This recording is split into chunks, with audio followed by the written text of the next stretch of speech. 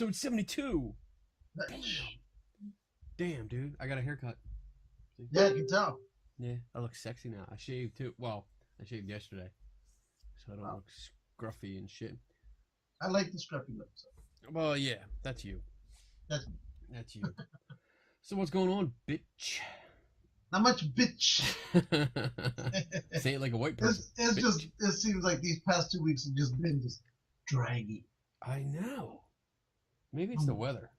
I don't know. I wish. My camera. I gotta get a wider view. I don't know what it is. It's just feels like these 2 weeks have been lagging. And yeah. Damn. What's that? What was that? Is that you? That wasn't me. You sure? Yep. I don't have anything else open. Oh, I think I know what it is. See? I think when somebody comments on my Facebook. Oh. You turn that shit down. I didn't even know it was happening. Ooh. So, yeah, but this couple of weeks just feels like it's been dragging, and I'm like, oh my god. I don't know. Well, I think out here, my side of the country, it's been the weather. It's just been cold and the snow, and no one wants to do shit. So, I don't know what's going on your side, but I mean, I had some pretty cool adventures because our dear friend Tracy Law was out here. Mm-hmm. Unofficial. Well, she's not an unofficial. She's part of the crew. She's on the payroll. She's on the payroll. Yeah, she collects a check that bounces. Yeah, every time. Every time. But at least we're consistent. So that's right. But yeah, I heard. She came out there. She went out there for a little bit, and you guys hung out. Yeah. I saw you posted pictures. Where did you go? I think, huh? What was that place? Tell us about that. Well, I know I mentioned it back in the early, probably episode 9 or 10 or who knows, somewhere in there. I'm not about to go looking for it. No. That would take too long. Tracy was down here, and this past Saturday she had nothing else to do. So the previous Friday, she called you. Well, no, we planned to go out. We were just, where are we going to go and what are we going to do? Right. It depended on her schedule. So since something she was waiting on fell through on Friday, the previous night, we're like, hey, let's go hiking. Yeah. Looking for the Nazi mansion or the hideout up in the Santa Monica Hills. That's cool. And that was cool. I mean, but she didn't know that when she was looking at the instructions, she thought we could drive all the way in there. And so, of course, we took the truck all the way in until we hit the dead end where big truck, small area. Yeah, and I both and because her friend Stephanie came with us, and we were both getting on Tracy. I was like, good job, Tracy. Yeah. So we backed the truck up and went back out maybe another mile, parked it away, I think. Yeah. Walked back, and then it was 2 miles to go in. And it was a nice hike. Good thing I took my hiking boots.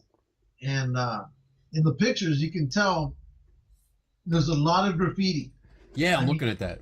Yeah, now. there's graffiti everywhere. Let's share this. On the asphalt, on the mountain, on the trees, on water pipes, on sprinkler pipes.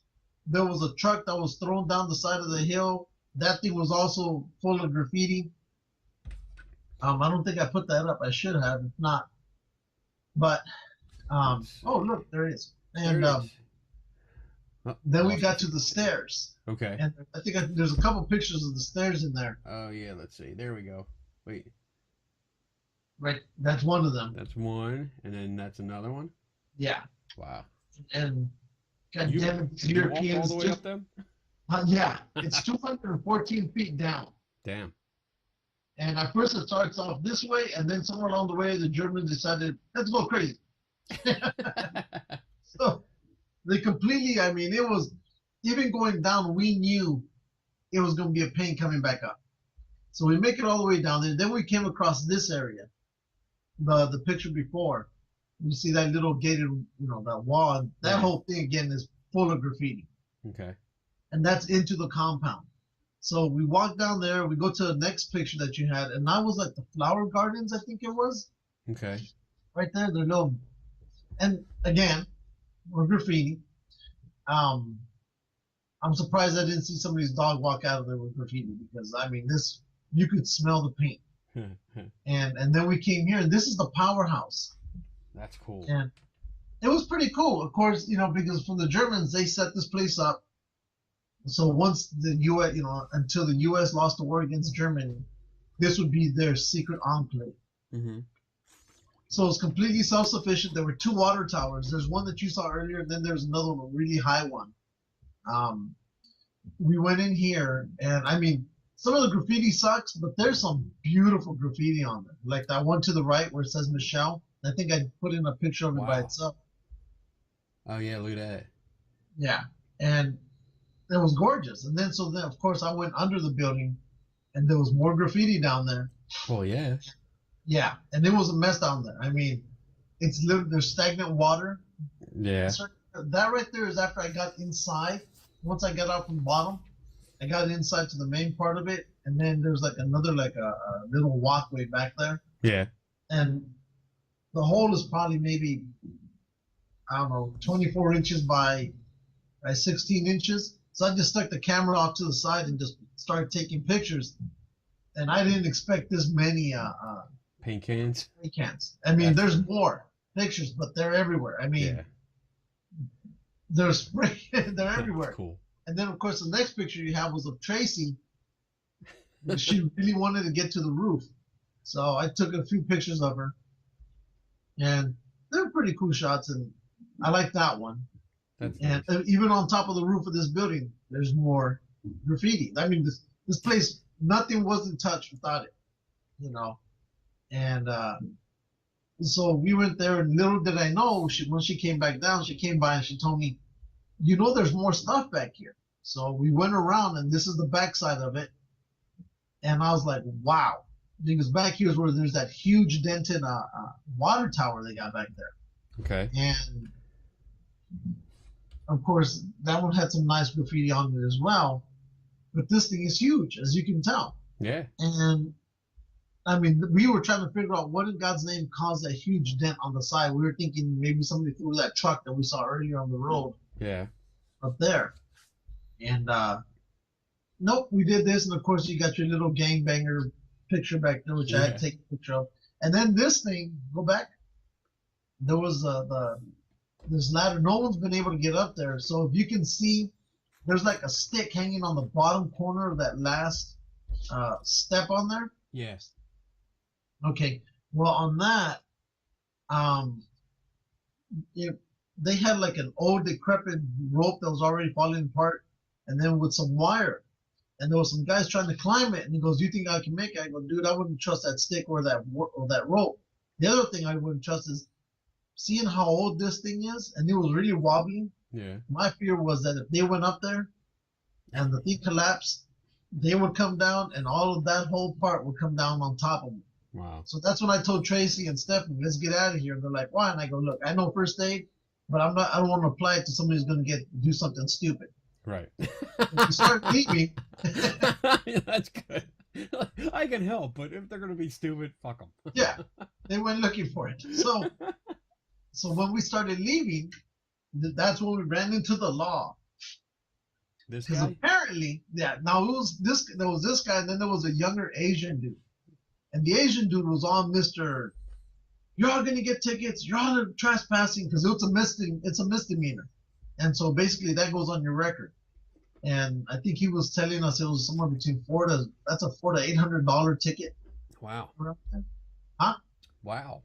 Yeah, it's and I go, "Well, you guys are trespassing." We're like, "What do you mean?" And he goes, "Yeah, this whole area has been closed off by the city of LA because supposedly at the end of this month, February, they're supposed to demolish it." And I'm thinking, really? I go, "You're going to demolish in my view, history." Yeah. Again, the state does not believe in history. And they were saying that building behind them, the power plant, is unsafe.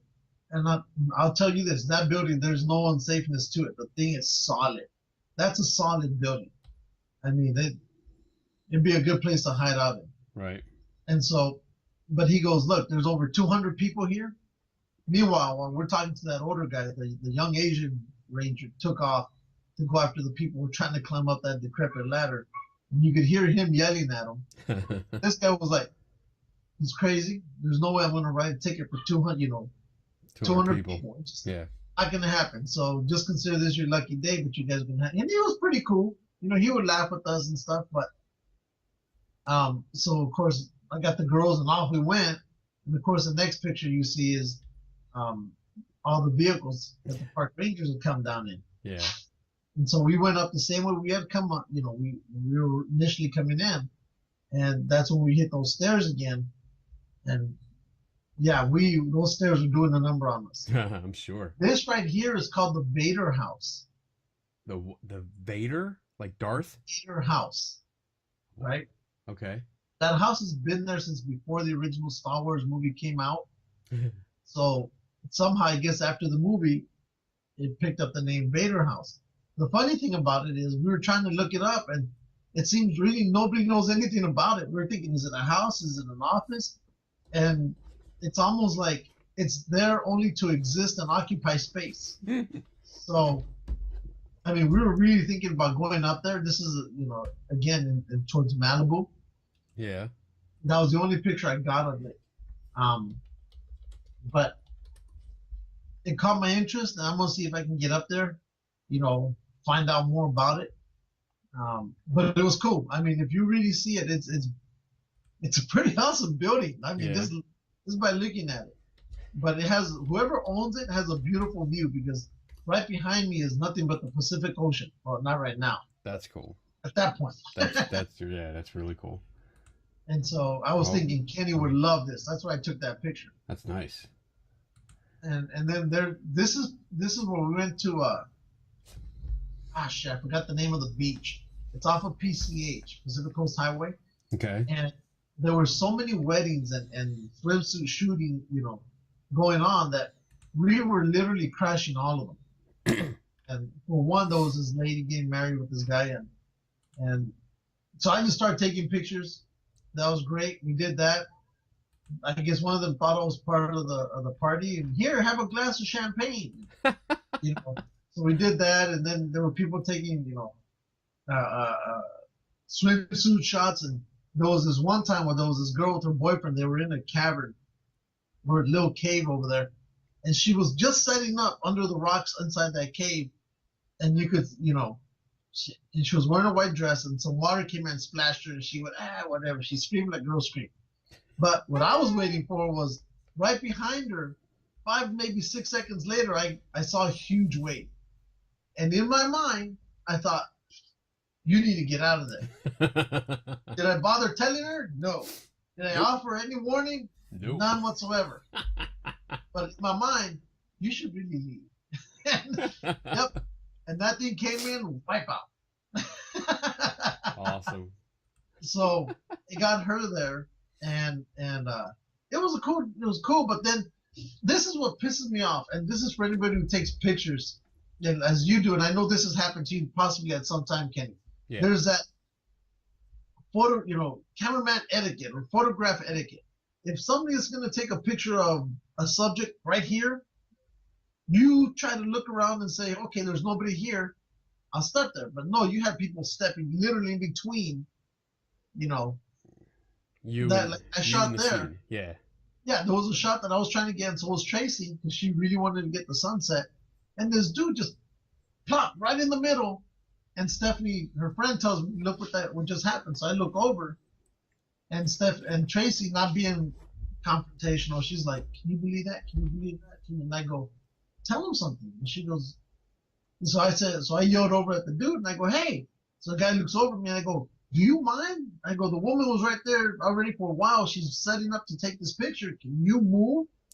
So, I'm sorry. So that point on, anytime he would set up, he would look around to make sure she wasn't there, because I was watching, So Tracy took some pretty cool shots also. Yeah.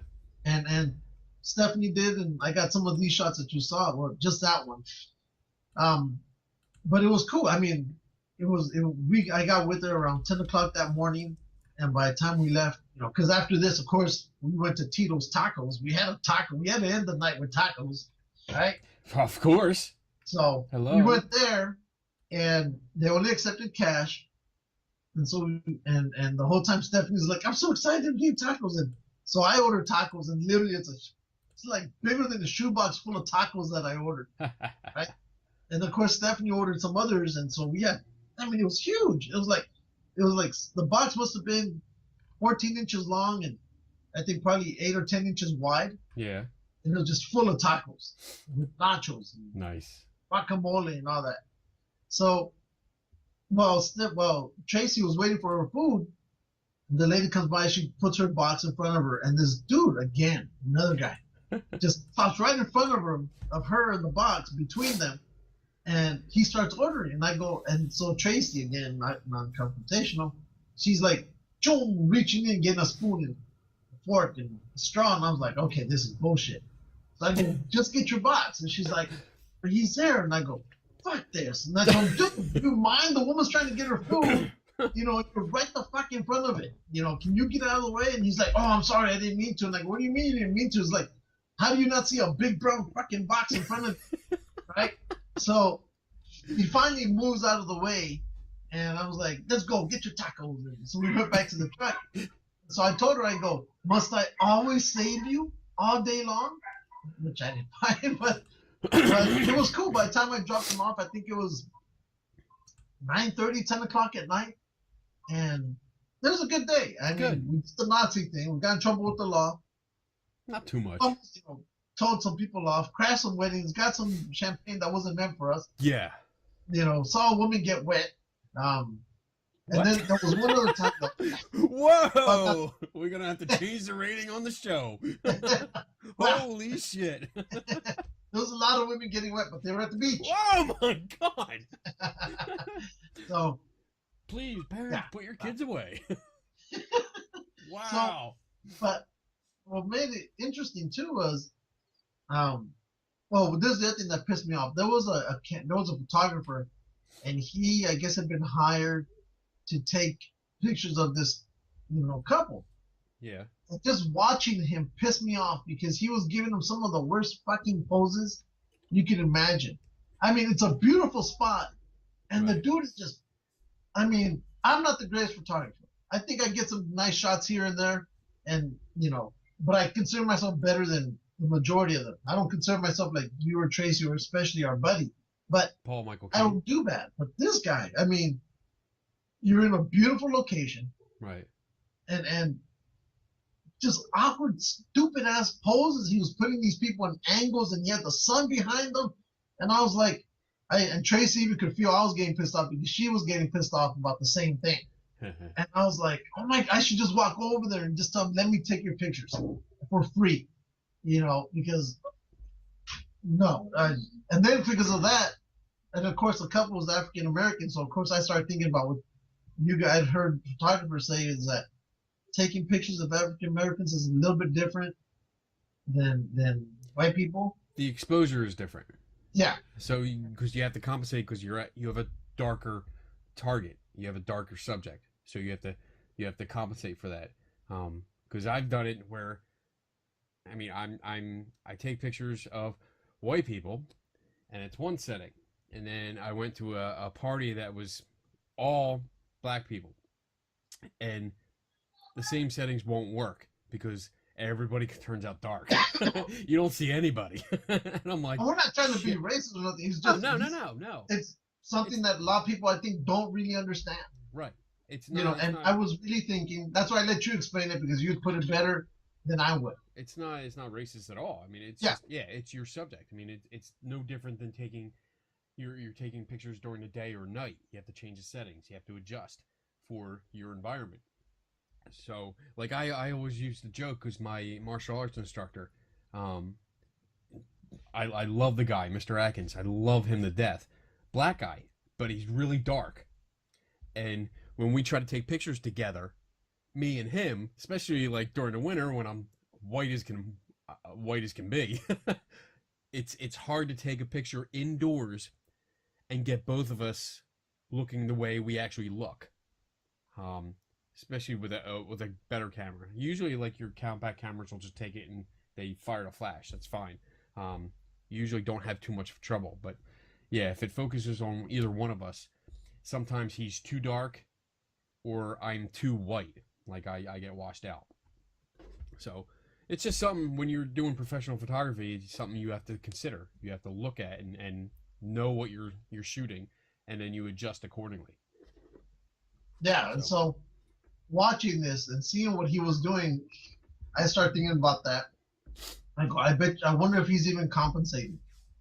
Because Yeah. just what he was doing just seemed so amateurish in every aspect. I hate doing posed pictures. Like I do them because some of the people that hire me, they want to do certain poses.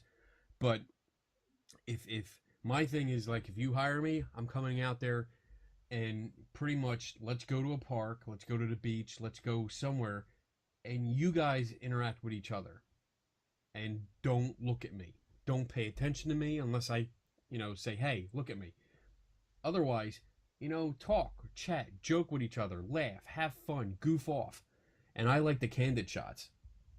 I'll stand love off. those also. Yeah, I'll stand off with my 300 millimeter lens and just shoot from a distance, and I get amazing shots. And not just with couples, but with kids. Holy crap! When kids I've completely forget that you're there, beautiful shots. Yeah, because you get them at the most natural. I mean, I'm not photogenic.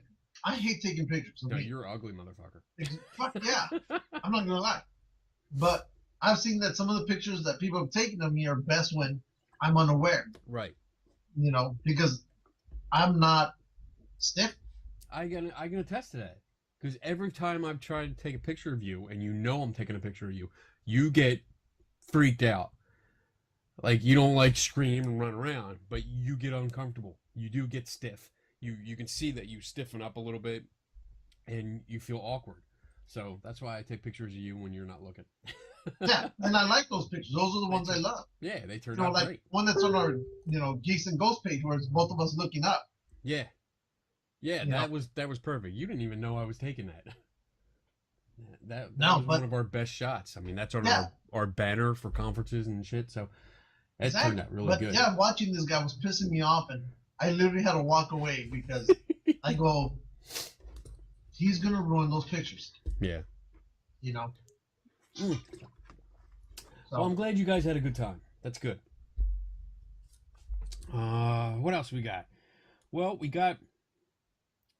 I wanted to talk about this because what? 1 second. No. I have to give this over to you. You have to give me something? I have to give it. Oh. Do we have an in-studio guest? Hello? Roman. Lady. Lady. Hi, lady. Oh, reminds me, if you do make it out here, September 17th. September 17th. Okay. That we now everybody knows. We couldn't get the church for the 10th of September. So wait, I have to go to church? Huh? I don't church? I don't think they'll let me in. It's all right. You're with us. Fire hazard. So you posted something on our Geeks and Ghosts page, and it was about cars. And apparently I surprised you with my choice. You put up a picture. Where is it? There it is. Oh yeah. Now you have the picture. It's a meme or a meme or however you say that word, and it says you can only have one. Which one are you? Well, your English is actually on par with your grammar, so it says which one you picking. And you have the kit car, Night Industries 2000. You have the A-Team van, Ecto 1, the original Batmobile, the General Lee, and I don't know what the other one is. What is the other one?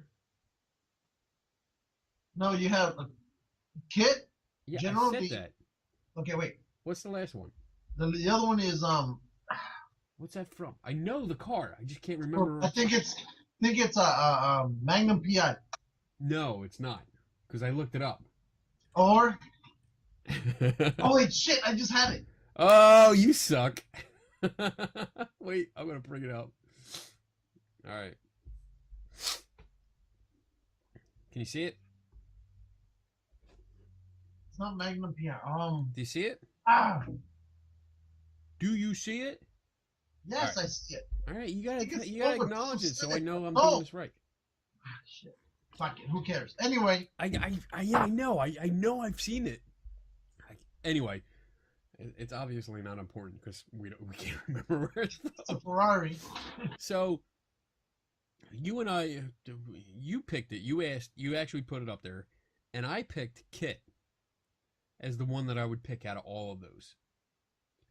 And you were surprised. You said you were shocked, and you thought I would go with the Ghostbusters thing. Yeah, I thought you would. Now here's the thing. Ecto 1 is cool, but aside from running the sirens, we didn't see anything in the movies. It didn't do anything. All that stuff on top didn't do anything.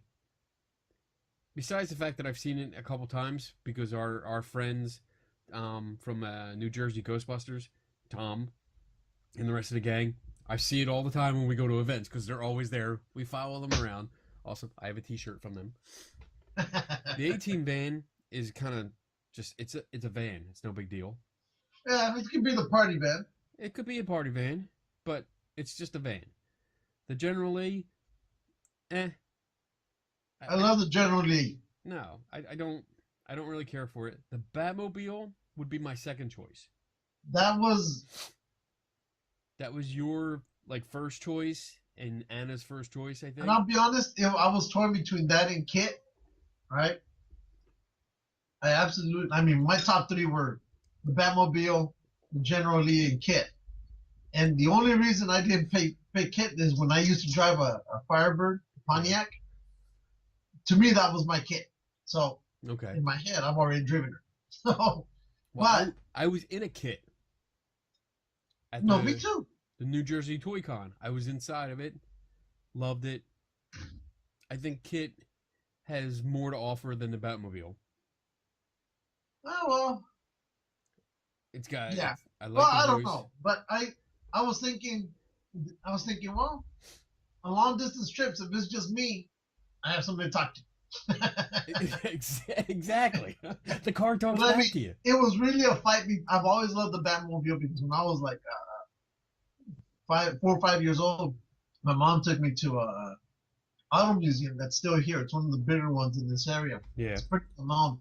And they had the original. And so the guy let me sit in there, even though he wasn't supposed to. But ever since, I've had that affection for that car. But yeah, no, that one and Kit, and of course, in general, since most of the Dukes of Hazzard was filmed out here, you know. Yeah. So, but yeah, it was really a fight between Kit and the Batmobile. Either way, I wouldn't be sad.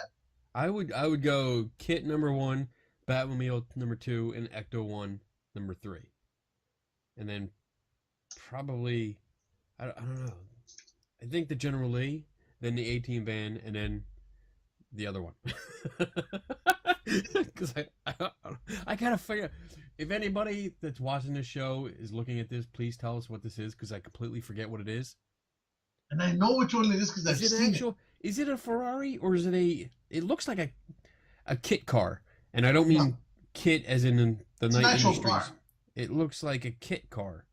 It's an actual car. And oh man, this sucks because I looked up Magnum PI and it doesn't look like that at all. I think Vegas. Vegas? Yeah. All right. I don't know. All right. Well, that's it. That's the great car debate. I think Kit would rule for me. Definitely. All right. Let's switch gears. Go to a little paranormal. All right. You got it. I got it. All right. So we actually knew about this. We heard about this like a week and a half, 2 weeks ago. Let me get to the story. Hold on. The Gary, Indiana Demon House. Yeah. Okay, that it was big in the news. It was covered that like the children were walking on walls and shit was going on, and they brought up. Yeah, the one that was everywhere for a week or something. And then Zach Baggins swooped in and bought the house, and then started filming. Well, apparently, the news story is that the notorious demon house torn down after purchase by Ghost Adventure star.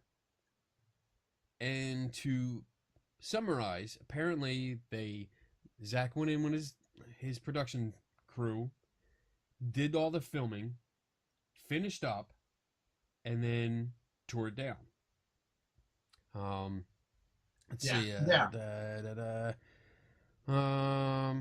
Horrifying events, blah, blah, blah. Let's see. The home that sparked national attention over reports of it being infested with powerful demonic activity, leading to the purported possession of nearly an entire family, has been torn down. The Indiana Star reported.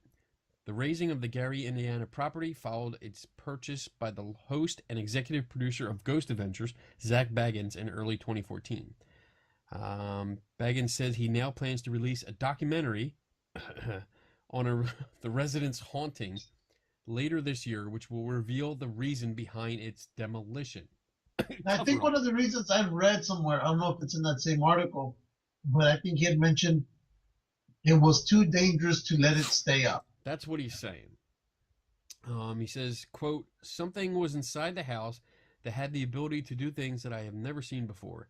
Things that others carrying the highest forms of credibility couldn't explain either. End quote. He also adds that there was something there that was very dark yet highly intelligent and powerful. One of its last residents, mother-in-law, sought religious, medical, and law enforcement help after allegedly experiencing a series of disturbing events inside. These includes family members levitating, speaking in tongues, convulsing, and acting extremely violent. That was the one where also a police officer said he saw the whole thing as well. Yes, and it was funny because I heard a report by Joe Nickel, awesome guy that I love dearly. That we're waiting to get on here? Personal friend of mine. I interviewed him. That we're waiting to get on here? Yeah, that'll never happen. It's past his bedtime. We can change it. He actually interviewed, he waited at the police department for that particular officer who wouldn't come out. And apparently he got news from other police officers that this guy was a bit of a showboater, and he was waiting, hoping that a movie deal would come out of it. That's what he got out of it. That's not what I got. That's not my research. That's his. So I don't know. Joe's research and his methods are really, really detailed and thorough. I like his stuff, so I usually give him more of the benefit of the doubt. Yeah. Before I check it myself, but I also have I didn't check it yet, but a source which will remain anonymous. Okay. Has gotten me the original police report. Ooh. Yeah, I know. When did you get this? I got it today. A friend that knows somebody on the force got it to me, but it's confidential, so that's why the way you got it. Because we don't reveal our sources. Yes, we don't. I haven't had a chance to look through it yet, so there's interesting. A bunch of it. I mean, there's wow. Let's see. Address: children's nurse advised radio that the 7-year-old started yelling in the ER, pushed his mother across the room like a grown man. The call was turned. It looks like, just from I guess a cursory read, that a lot of the stuff was second and third hand. Yeah. So nothing was actually witnessed by the person writing the report. But my personal feeling, reading all the stuff, I followed it when the news broke. I was following it. I followed people that went there. Joe Nickel, of course, he went out there. He wasn't allowed in the house because by that time somebody else had rented the house before Baggins bought it. That's funny. Baggins bought it. But he was able to talk to the residents, which were really nice. They actually came out and talked to him. Still wouldn't let him in. He talked to the police departments. and it looks like there was a lot of speculation. There was a lot of embellishment. There was a lot of third party, like I said, second and third party eyewitness testimony. People that actually didn't see it but had heard somebody else say this, and just what I've seen from like Ghost Adventures and Zach Baggins and the complete bullshit pseudoscience that guy and his crew put out there. My thoughts is that they demolished the house because they went in, they filmed it, they did what they had to do. I'll leave it at that, to get some kind of documentary that shows some kind of proof, according to him. And then they knocked it down so that nobody else could get in there and look at what he claimed happened, or recreate, or isn't there a history on the house that it used to belong to the lady's son, and he was some type of serial killer or some type of killer in that house, and he had killed a couple women in there, and then she rented it out to the white couple or whoever it was. I might be mixing it up, but there was something about this house prior to it. I don't know about. But I may be off, but there's something about this house prior. I would just like to knocking it down, to me, just says, it screams, I'm covering something up. I'm gonna prevent anybody else from checking out what I did, or confirming or refuting what I did, or what I'm gonna state. That way, it's gone for good. Nobody can argue with me because you can't investigate it. Well, that's what I see. But you know, the paranormal community is gonna be like, oh, I wish he didn't do that so we could see it. But if he's saying because there's danger beyond all human imagination in there, maybe it was a good thing that he knocked it down. I have seen that's that. what they're gonna say. I have seen that. I have seen people comment because I when I shared the story today, it was today that I shared it on our page, and I think did we share it before? I'm not sure. We shared it, I think, when all this initially happened last year, at the early beginnings of G&G's life. Well, I mean, about the demolishing. No. Okay. It happened last week. Right. I saw this last week, but because we had the guests and we had so many things going, we didn't get to talk about it. Yeah. Yeah. So then you brought it up, and something we can talk about today. Yeah. So I lost my train of thought. Shit. I totally had a brain fart. Anyway, I think it's bullshit. I have seen, that's what I was going with. I have seen people actually comment.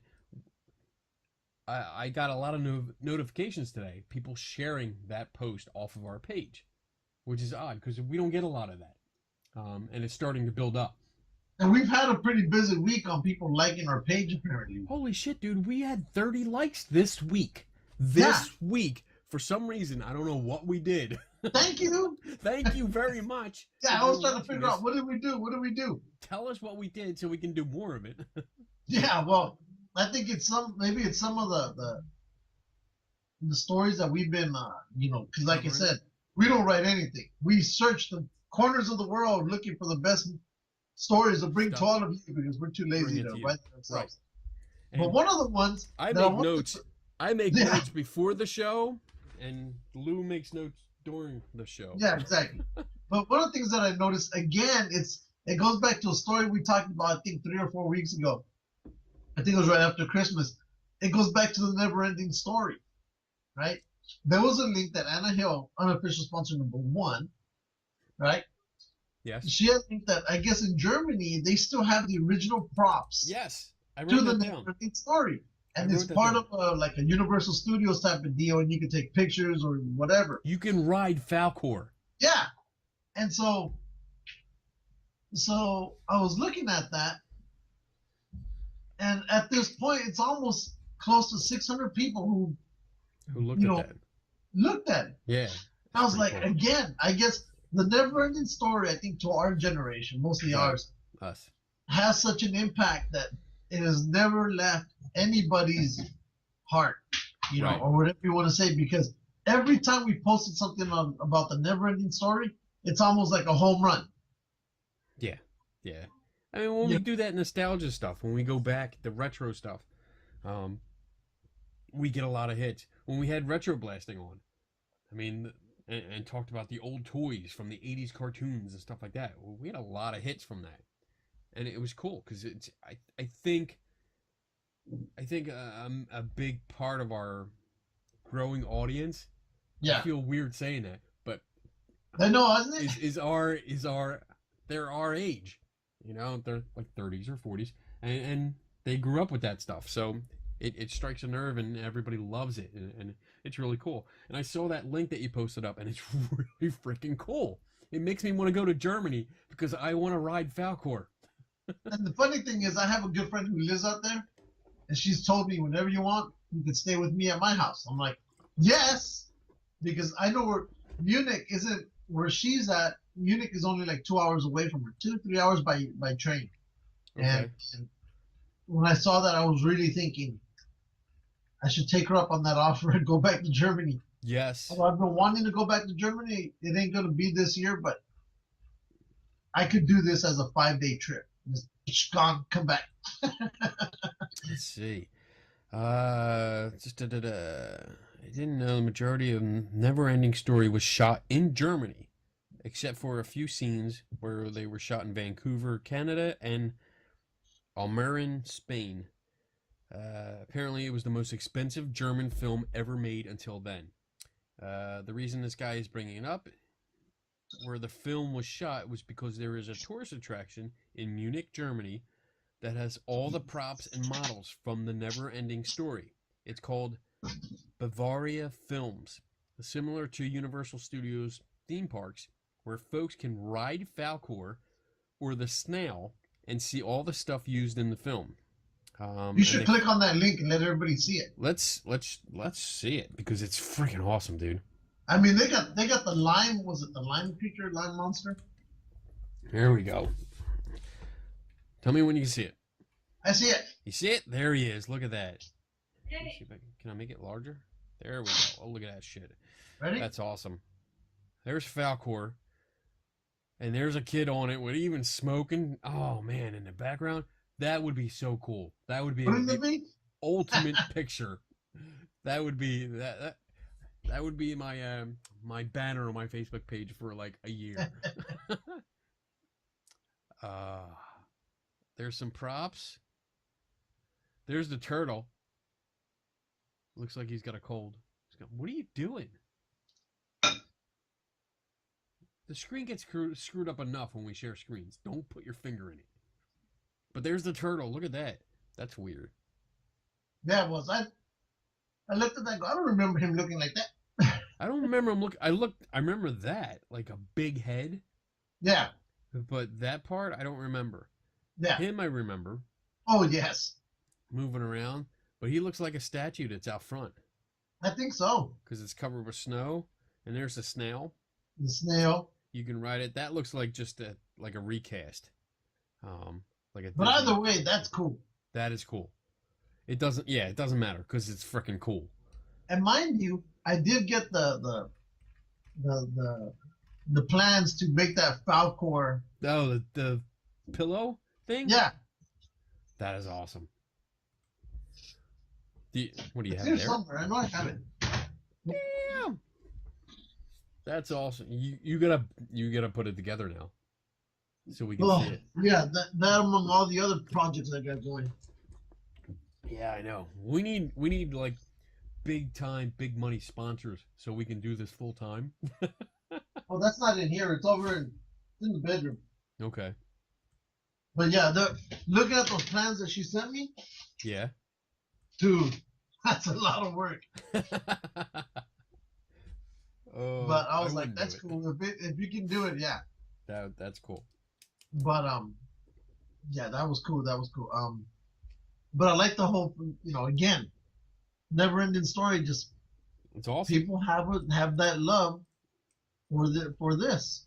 I think also because well, we started it's the new year really kicked off. We're into February now, and I actually started contacting Comic Cons to set up like going out and visiting some booths, um, getting some Paracons. Like we've already talked about the Penhurst Paracon that we're doing when Penhurst is June 4th and 5th. It's a 2-day event that we will be at. We have a table. So we'll be out there representing. Yeah. And then Tracy Law will be with you, so it'll be, Cat. East Coast Cat will be there. Tracy Law, Donna will be out there selling her magic wands and stuff. That's right. They're full of magic. Harry Potter wand. Well, according to the two guys from the one expo, yeah, they're filled with magic. That was a crazy story. That you should have been there. That would have been fun. Yeah, it would would have have been fun. Both of us, because I couldn't look at them. I seriously, I tried. I was trying to be nice. And I think the nicest I could be was doing that whole holding the camera like this and looking completely away as I laughed, because it was just funny. Especially when he went out and hugged the tree for like 10 minutes. But we a big thing for our schedule is that Dover Comic Con, which we attended last year. Yeah, last year. We went there last year. We had a table set up right at the front doors. It was great. We did interviews at the table. We did interviews on the street and a whole bunch of stuff. Well, I contacted them and they loved us so much that they brought us out again. Again. We're going to have a 10 by 12 area out front of the library. Because we do quality work. We do quality, work. We do awesome work. I'm co-hosting the cosplay contest again. With Katie Coe. Cool. Our guest from what, 3-4 weeks ago? Yeah, like 3 weeks ago, I think. She's cool. Yeah. So we're both doing it again. I know that she was meeting with the people running it to talk about, I guess, improvements and how things are going to work. So I'm going to talk to her again. So we're going to be out there in full force. Wow. That's awesome. And have some fun. And it's going to be bigger this year. They actually, I think they were because they close off streets and everything's outside. And I think they actually are making a bigger footprint, and they're taking another street and closing it off. So it's actually getting much bigger. They're looking at about like 10,000 plus people showing up.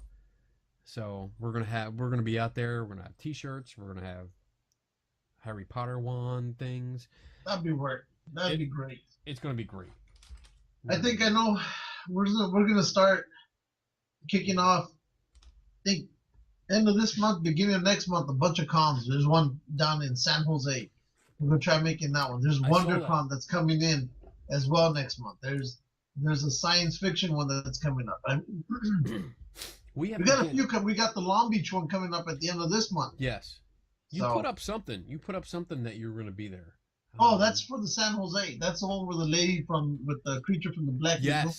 Yes. I got to get her because last year I missed out on her, and she was selling original posters from the movies with her autograph on it, with the creature from the Black Lagoon. Yeah. So I want to do that. Try picking it up this year. She was hot. And then she'll probably die like all the other old celebrities I've met, and they've all died too. Wow. Maybe you shouldn't meet them. Well, Maybe you should just send it to them and say, here, sign this. I can't meet you in person because you'll die. No. Well, I'm partly to blame for losing Jimmy Olsen. Yes, your fault. And Batgirl. Bitch. Hate you for that. So yes. Now, hey, put on the video. Which video there? The Jason? one of if the moon wasn't the moon and we had something else. Oh, that one. Let me find it. Yes. Because there's lots of stuff that we put up. Yeah, that one was, and then I'm gonna find the one that completely threw me off, and we'll talk about that one because that one actually made me laugh. This other one. Oh my goodness. I'm looking. I don't know where it is. I don't know. I like your little link to the Knight's Chainmail satchel. We'll get to that one. That was cool. We'll get to that That one. one. That's not it. That's not it. Where is it? I'm looking for it. It Oh, was wait, published. wait. What if the... Oh, okay. There we go. Let's see. Dun, dun, dun. It's like a minute 22. Hold on. Okay. I'm going to share it so you can see it. There we go. Can you see it? Yes. What would it look like if some of the planets were at the same distance as our moon? So let's see. This is the moon right there between the lines. Yes. And take it away. I like how they did that. That's cool. And what do we got? Mars. I'd like to go to Mars. That would be fun. I saw The Martian. That was awesome. Let's do a movie I should be review. watching that this week. Venus. Interesting. It's bigger than I thought. Yeah, from this, From that distance, yeah. Ooh. That would be cool. Neptune. that would be cool. That would be really cool, yeah. What else we got? Uranus. That's the one Anna Hill loved. She loves Uranus. Yeah. There you go. Oh, yeah. And I didn't notice that they're spinning when they did the graphics until I saw this one.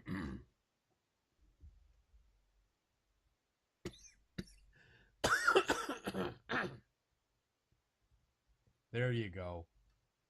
You know what? I would love to see this one every night. That one would be just awesome.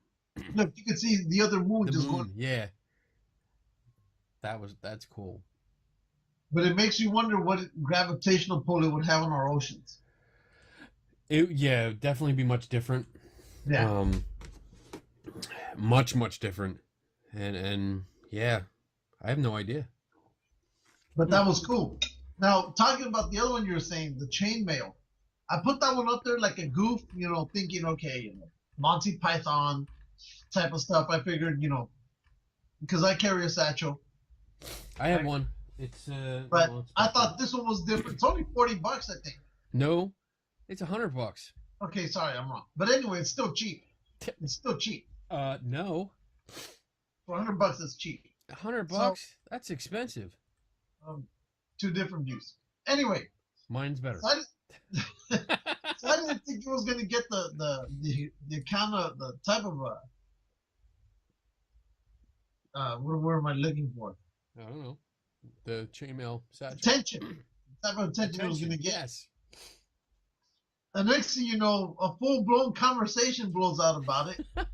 Everybody starts chiming in. That was great. But you know what? It came up weird. Like, I hate sometimes, like, what I'm looking at right now, all of your posts, because you post it as Geeks. I mean, when I post on my phone, on our page there, it always posts under Geeks and Ghosts. I never post under my name. So all these Geeks and Ghosts are you. And they're all in a row to me. And then there's Cat, there's one from Melanie, and then there's a whole bunch of Cat in a row. And then Tim got in there a little bit. But Cat called us crazy. You gotta turn your mic on, dumbass. Turn your mic on, dumbass. Nothing. There you go. What's funny is Idiot. she didn't know who she was talking to, and she goes, "Which one of you weirdos?" I So know, was gonna I saw tell her. that. I think after a while she figured out who it possibly was. Which weirdo said that? Because she texted me later. And she's like, who am I talking to? I'm like, that's all Lou. I had nothing to do with that. I didn't see it until the morning. And so I was, again, I put it on there as like a little goof, who would really look at a satchel. Yeah. This shit, look at it, it's at 380 people who viewed it. Dude, it's awesome. We get some weird numbers. Like, I tried to figure out what works and what doesn't, like what gets people to look at it. Yeah. And it's just weird. Like, holy shit, dude. The Demon House article that we shared today, 2,627 views on that. Yeah. Just for our site. MacGyver reboot. The pilot got picked up by CBS. That got 65. Yeah. You know, your Satchel, 380. Let's see. The puppet video that you want to watch, 150. And it's weird, like, Well, check this out. Well, remember, because I still have to put this up. I think we'll put it up tomorrow, our calendar, 2016. But last year's calendar that I put up for 2015 had almost 1,700 people looking at it. That's awesome. I was like, for a calendar? That's calendar. Yeah, a calendar with a picture of us. Exactly. And I was like, wow. Who wants to see that? I guess we're more Here's interested the official Geeks and Ghosts calendar. Yeah. That's what it really is. But I guess, we're more important than MacGyver. Yeah, we are. So, yeah, I do the same thing because there's times when I put things up of, shipwrecks. And those get high numbers. Some archaeology stuff gets high numbers. Some of the astronomy stuff gets high numbers. Yeah. And then there's times that nothing. Nothing. Yeah. It's cool. I mean, I like it. It's good because, I mean, we're trying diverse. to reach everybody. We try to hit everything. We hit all. I mean, we definitely are like comic heavy. Comic books, movies, stuff like that. I think we do a lot of that, but we also throw in the paranormal stuff. Still, Bigfoot a lot. But we also dip into the science, and I like that. We don't do a lot of that. But I do like the little things that I put out there, because I think I put out more science stuff than you do. But like I put out the tractor beam. Yeah, we got a tractor beam from Soundwaves. Where the fuck is it?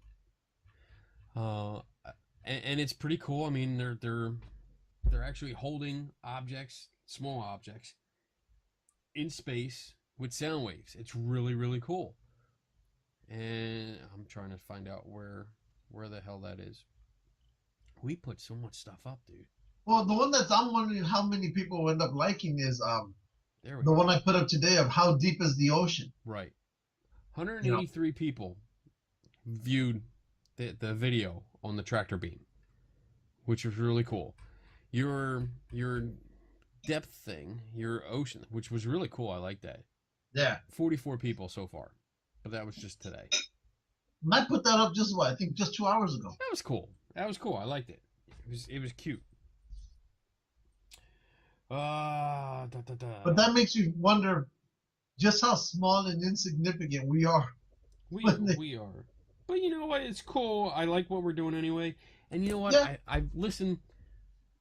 I think you do too. I listen to a lot of podcasts during the day. Oh, yeah, all day long. All day long. And I mean, I go through different ones, paranormal ones, science, mostly science ones. I do science podcasts and then like skeptical podcasts, and then once in a while I do a paranormal one. Yeah. And I really like them, and I listen to some of them. Some of them that have like two people like us in talking.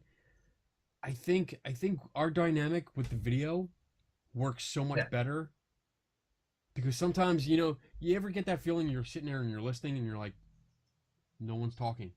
No one's talking. There's dead air. Fucking say something.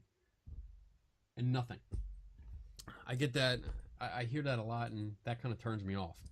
So at least for the video, I can see you. We can show toys, and I kind of work off of your reaction. Yeah, exactly. Same here. I mean, the most of the podcasts I listen to are, the astronomy, Mexican, true crime. I listen to UFO stuff. There's a Bigfoot one I listen to. But when it comes, I've noticed that I've gone away a lot from the paranormal stuff, the ghosts, and I'm trying. I really don't listen to those. I mean, every once in a while I might listen to one if it catches me. But now it's mostly true crime, astronomy, history, and Bigfoot. I have a good segue into like that serious. I told you I had like a semi-serious topic we can talk about later. But first I want to give a shout out. 2 shout outs. One to our boy C Webb, Chris Webb. Oh, we got to talk about him. From Paranormal Skeptic Academy, because the last show that he put up, the latest show that he put up, was, I thought it was my favorite show that he did, because I thought he did. Too. I thought he had a lot of information, well researched information, and most importantly, well cited information, because he actually told you exactly where he got everything from, and that's kind of the evolution of his show, because I know that he's used information from other people, and perhaps he didn't cite it as good as he should have. But you know what? But by accident. It was outstanding. It was outstanding. It was great. I loved it, and most importantly, he mentioned me. Well, a lot of the shows, the jabroni. You know, dude, I love his rap in the beginning. What do we call him? Raspberry Ice Cube. Raspberry Ice Cube. Because he pretends he's part of NWA. It's funny when he does the rap in the beginning. I laugh every time. But we've been having our own little, fight going back and forth, a friendly fight. Yeah. Between us. If you hear some of his webcasts, he'll mention me, and especially when the movie Straight Outta Compton came out. Oh, were the private messages going back and forth between us? But no, I listened to that show, and I immediately contacted him, and I go, I'm pissed off. And he goes, at me? And I go, no, not you, but at these people. If you listen to the last show, you'll understand, who in my view took advantage of a woman's fears, and heightened it. And as much as I still believe in the paranormal, not as much as before, but it's these situations here where I can say, I'm able to say, no, that's bullshit what you're doing to these people. And compared to the majority, be like, oh my God, you saved another woman from evil demons. Right. No, this in my view was, and like I've heard on another show years ago where psychic did the same thing, the woman started getting so distraught and started crying that he didn't know what to do no more. He goes, okay, bye. And this is what, you can literally hear it. And there's one thing that pissed me off. He goes, and I know it scared the woman because you could hear it in her voice. He says, what I'm about to do, because I guess he fashions himself to be a demonologist. He said, what I'm about to do, don't try this yourself. Only I can do this, but because if you try it, you're going to bring demons here. But yet he's going to do the same thing and bring them there only so that he could capture them and kick them out. Yeah. And in the woman's view, you could hear her scared. Panic, and that was bullshit, like completely bullshit in my view, what she did. Yeah. And so, Chris and I went back and forth, and I told him, I'm going to mention you on the show. And yeah, I guess you had heard it too, but that was such bullshit what happened, especially for, and I understand maybe the directors or producers saying, this is great TV, but at the end of the day, what happened? How bad off was that woman? And her kid. It's just, and for those that don't know, please check out Paranormal Skeptic Academy, and look, because what he does is break down paranormal TV shows. And in this episode, he broke down the pilot episode of, what's it called? The Demon Files. I think that's what it was. And just listening to the show, because I refused to watch it because the premise looked just so fucking stupid. And apparently it was fucking stupid, because just the way it was portrayed, I really, if it wasn't Chris's show, if it wasn't Paranormal Skeptic Academy, I would never listen or watch that show, because it's so exactly what you said. It's playing off the fears, trying to profit off the fears. Not PSA, but this other show, Demonologist. Right. This Demon File bullshit. Yeah. It's just it's reinforcing the fears that these people have, and unfortunately the ignorance that their family has, because they know no better. And this motherfucker comes in who claims to be a retired cop. Yeah, you know who he reminded me of? There's that old show, Chicago, Paranormal, that they did a few years back. Yeah. That's who this guy was reminding me of. Yeah. And there was a bunch of cops they're cops during the day, detectives, and at night they're It was You know. awful, and just the assumptions, the false claims, everything. It was like a textbook bullshit But you would show. think him being a cop would understand. Okay, I've made this woman, or she looks unstable because Yeah. of what I just said. Well, Chris did a great job, and Yeah. I recommend everybody, if you're into the paranormal at all, please go over to Paranormal Skeptic Academy and check his show out because it's good. I love his And breakdown. if you capture him, there's a reward. So, because Chris can't rap. He can't rap for shit. But he try. I give him this. He tries. He tries. He but tries. I can tell. That's funny, I can though. tell the I got another shout East Coast versus West Coast gunfight is Oh going to my begin God. again. Another shout out. I gotta give a shout out to our friend Chuck Sanders and Chucky! his co-host Kevin, because I've listened to their show Paranormal Rehab, and we've been on that. We did a crossover show with them, but I've listened to a couple of their recent shows, and they've mentioned us a bunch of times. Really? Yeah, they've talked about us. They talked about me. They talked about you. Then they talked about us. I got to go back and listen to some of these shows. Yeah. I mean, I like Chuck. Chuck, we met a person at your house. Yeah. But I know he had taken like a little vacation, so I didn't know if he was back on again. I knew he was talking about it. They took a vacation over the holidays, and then they came back. They've done 2 shows this year so far. We'd also suggest if you're into paranormal, and I think he gives an open view to things. Go check him out. Yes. He's a good guy. You said it perfectly. He's got an open view. He plays the good neutral party. Yeah. So he has people on. He lets them talk, and does their thing. Something that I have trouble with. I have trouble with that sometimes. I can't, we have potential guests and people that do approach us, and at least I know from my end, they approach and they're like, oh, I want to be on the show, and I just can't do it because I am so against what that particular person is for or promoting that I want nothing to do with promoting them. And I can't separate that. Sometimes I can. We've had people on the show that I didn't agree with. Oh, I know. And their ideas and their philosophies I don't agree with. But if they're willing to debate, that's fine. I can let it slide, and I accept that. But when they're completely opposite, and I really believe that they're bullshitting people, no, I can't have them on. So I will never book them. And if you book them, I will cancel them. So there you go.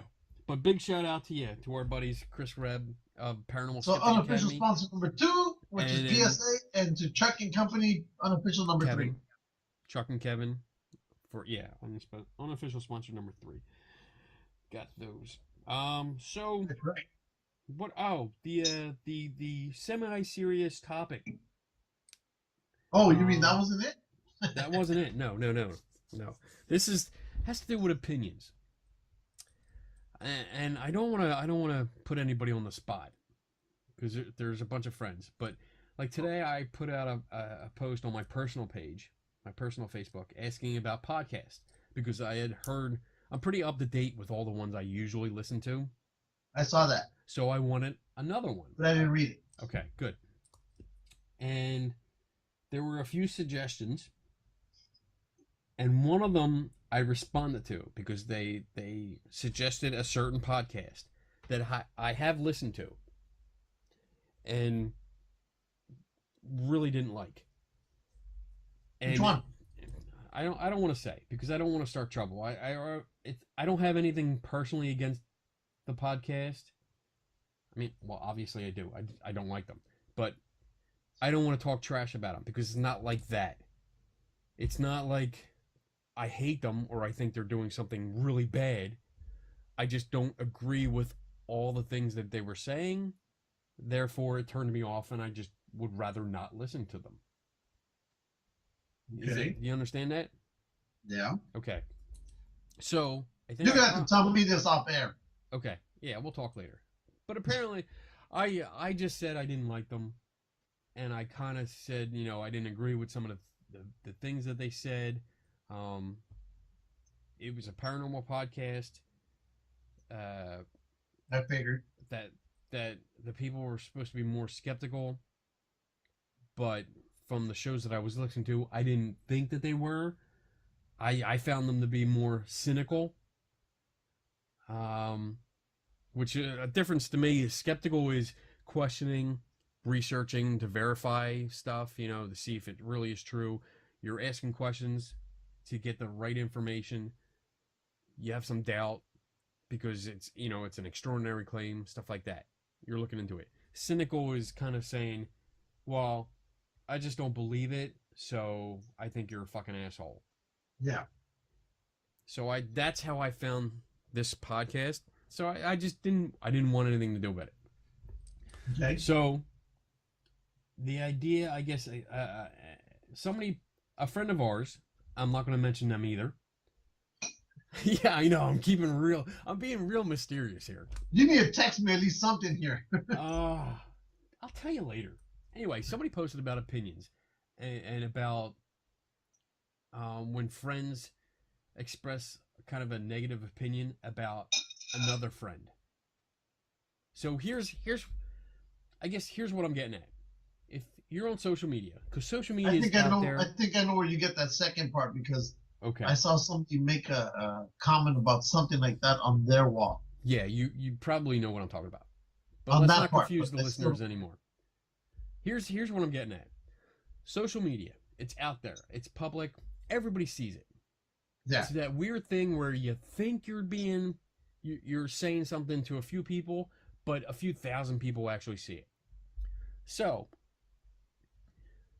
we all have a lot of friends, like on Facebook, okay? Yeah. What do you do when you see one of your friends say something negative about another one of your friends? And when I say negative, I don't mean they're an asshole. I mean, I don't really like them because I don't think, what they're saying is right, and I just don't care for them. Do you get involved? Or do you just sit back and let them say what they want to say? If there's confrontation, do you just let it go? It's not my fight. Okay. That's kind of the way I feel. Because I figured, in my view, I mean, I've seen those fights before. Yeah. With friends, it doesn't have to be paranormal, it can be anything.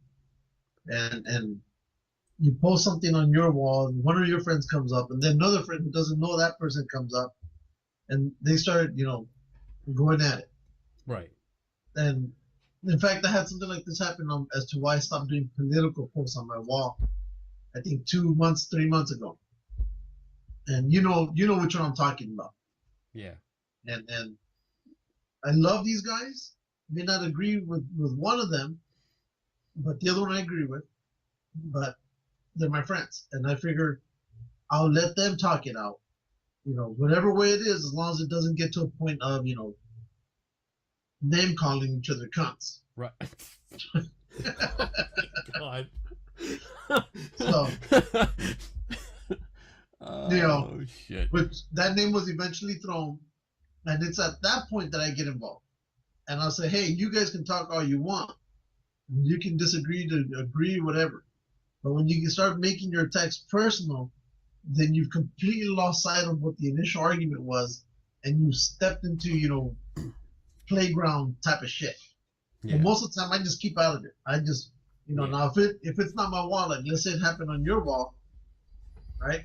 Happened on your wall, then I don't say anything unless there's somewhere that I can add something to one or the Right. other Right. without making it seem I'm on that person's side. Right. So I feel the same way. I mean, I see it happening, and I don't know if you've noticed, I'm kind of opinionated. I have an opinion about a lot of things. So, no. and I have a lot of friends that there are some close friends that you probably wouldn't know they're close friends. Like all my I Am Kenny Biddle page. Yeah. So there's a lot of people that do comment from like all kinds of backgrounds and different walks of life, and that some of them I know really well, some of them I don't. And somebody might leave a comment that somebody else doesn't like, and they get into it. And it sucks when they're both friends. It was funny because our buddy Paul Browning brought something up. Yeah. And like he brought up the meeting of me and he who shall not be named. Because Paul was friends with both of us. Or was. I don't know if he still is, but he was friends with both me and he who shall not be named. You know, and then all that shit went down with the Stolen Valor guy. So I know I never made him pick sides. I really never drug him into it. You know, I remember Paul asking me once, like, what's my problem, you know, with this guy. Yeah. And I explained it. You know, I wasn't saying, you know, he was an asshole, fuck him. No. I said, this is exactly why I had a problem. And this was way before all that, like, Stolen Valor shit. Yeah. This is way before. It was more the science-based. Like, somebody's making claims, they're not backing it up with evidence. They're saying this, they're saying that. They're not following proper protocol or proper methods for the science community. And I explained it out nice, and I think he was good with that. You know, but I think that kind of bothered me today. It was on my mind. You know, like, what do you do? I think I'm on the same page as you. I kind of back off and let it go, let it run its course, unless it gets really heated. You know, and then like name calling starts, and you know, bad shit starts happening. Then it's like, all right, stop. You know, let's move on. No big deal. It's not worth getting, you know, all pissy over. But as far as just expressing opinions, if you don't like something and you explain why, then I'm okay with that. You know, that's your opinion. You know, most, like, you know, why do you like chocolate and not vanilla? You know, that's how I see it. What? Who's racist? Yeah. Well, I like chocolate, so I don't know. How do you go with that? That's not racist. I like chocolate. You know. So was it finally resolved? I don't know. I think it just kind of fizzled out. But you know, opinions are opinions. I don't share everyone's opinion. I'm opinionated. I have a strong opinion about some things. See, I was gonna offer a few choices, but then I thought back and go, he ain't gonna like them. I go, there's this. I listen to at least 4 astronomy podcasts, you know, and I go, Kenny's not into true crime type of deal. That'd be more like Jason Corbis, unofficial sponsor number 4 from Strange Frequencies. Yeah. You know, so I share that stuff with him. Ooh, you know, I have a beef with Bobby. Huh? I got a beef with Bobby. We'll get to your beef with Bobby. Okay. And then, you know, there's the one Bigfoot one I listened to, and you would get bored. The only one I think you might enjoy would be the Paracast. Then that's the one with Gene and another guy. Yeah. They love UFOs. They also helped us with He Who Shall Not Be Named. And that's where they helped expose a few frauds. And yeah, they believe in the UFOs, but they really throw some critical questions out to their guests. Like, what do you think, you know, needs to make it come out? And you have to listen. The show's kind of dull. There's no pizzazz to it. But they have some good guests on there at times. Other times I just avoid it, but you know, that's the only one I probably would have recommended to you. But then I don't know if you would care, so I didn't bother getting involved in. I don't mind boring, quote unquote, and boring, because I like science podcasts. I like listening to science and the history behind something and the whys and how, with no pizzazz. I'm fine with that, you know, because that's the kind of stuff I'm into. I'm excited by science and learning how and why something works or doesn't work. For me, it's the Neil deGrasse, you know.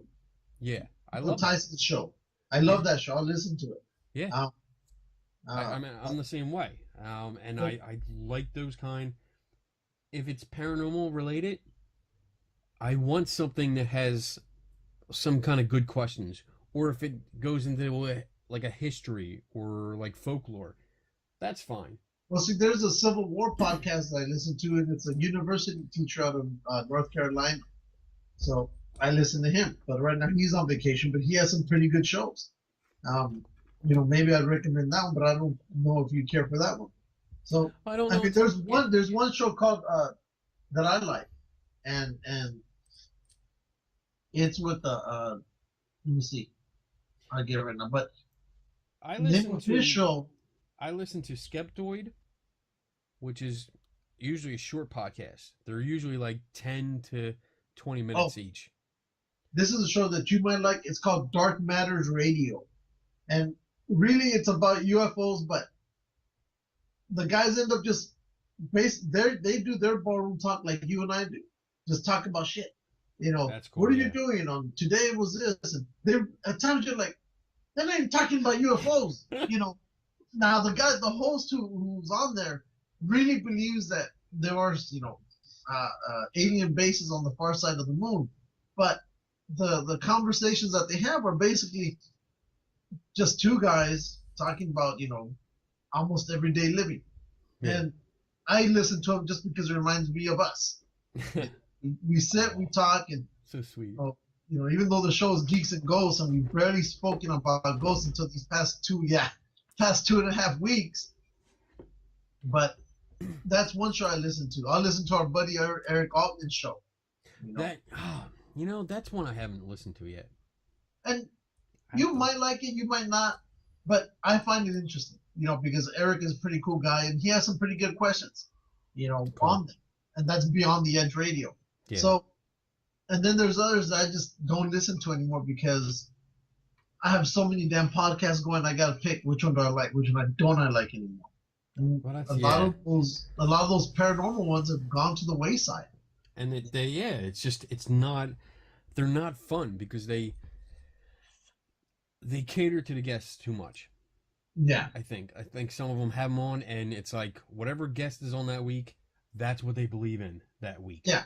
And I listen to some conspiracy podcasts, but just because it's like an alternative story.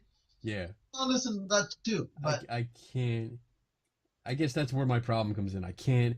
If your podcast is filled with speculation and I think ghosts exist because I took a picture. No, it won't be like that. There was a light, and it streaked across there, and there was a shadow person. And I checked with Ed and Lorraine Lauren, and they said it was good. Fuck no. I don't give a shit about that. Yeah, no, there's a guy who comes out of Canada, and he talks some conspiracy about JFK and other stuff, but he's not boring, and just he really gets into it, and I like it. It's not a lot of bullshit and it comes at this angle. No, but it depends. Yeah. And like I said, I like the conspiracy side just because it's a different take on something that we know, and I just want to hear what people are saying. How are they coming up with this act? Right. Right. Where'd they come up with this theory about 9/11? Or I want to hear what the other side has to say on that. That doesn't make it fun. And I'll listen to ones. I mean, I do equipment reviews, on my other site, my blog. So I write about them, I test them, and if I see a podcast out there by like a paranormal group and they're talking about how a certain device works, I'll listen to that to see what they have to say so that I know what to test. You know what I'm saying? Like, all right, they're using it this way. This is the method they're using. Now I can test it. And then I can reference, this is what they said on this podcast. Yeah. So I go with that. It's hard. Sometimes it's really hard to listen. Sometimes I'm right there at the button, like the little X on the top. Yeah. And I just want to stop it because I'm like, you guys are fucking idiots.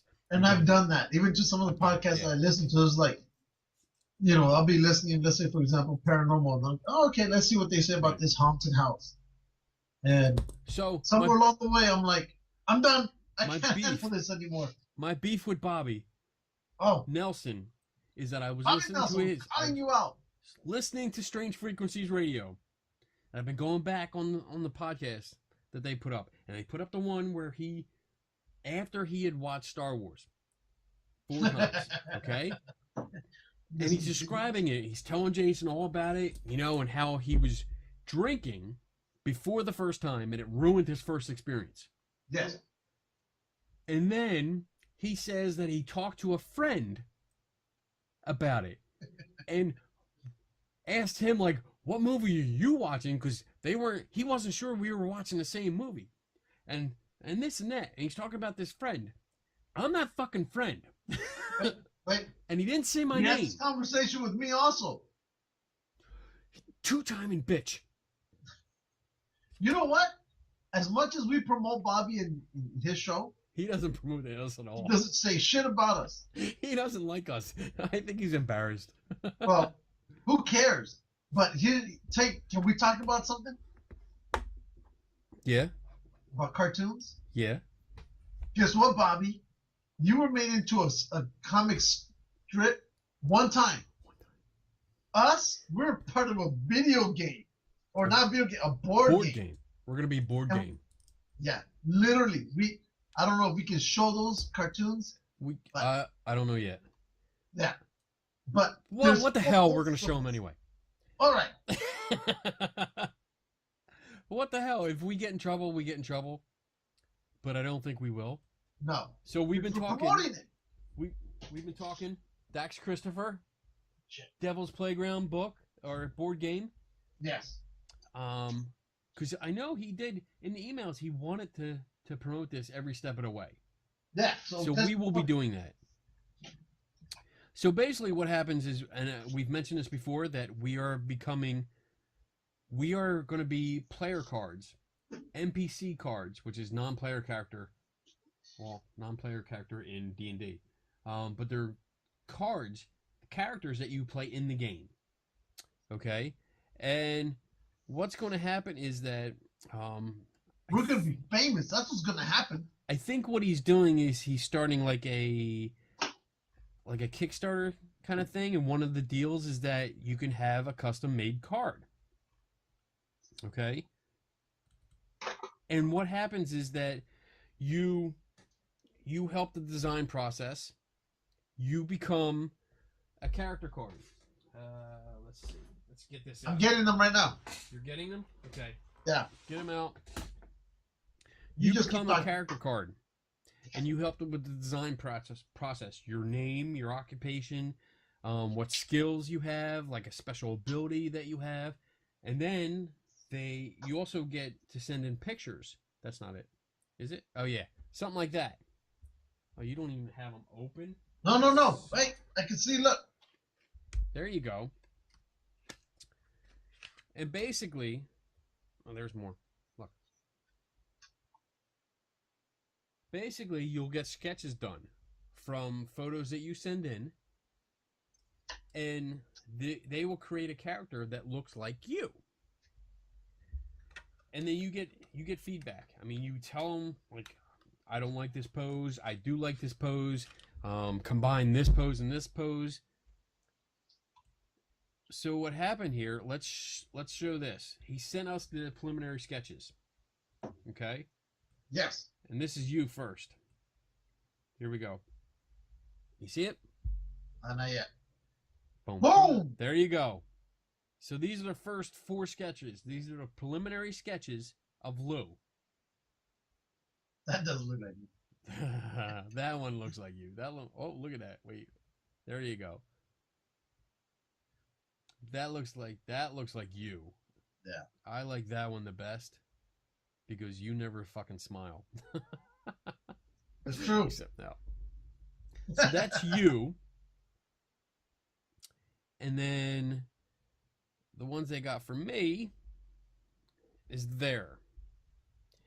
Now, I'm kind of like, I'm not sure about these because, like, I don't think they look like me. And my wife looked at them and she's like, they don't look like you.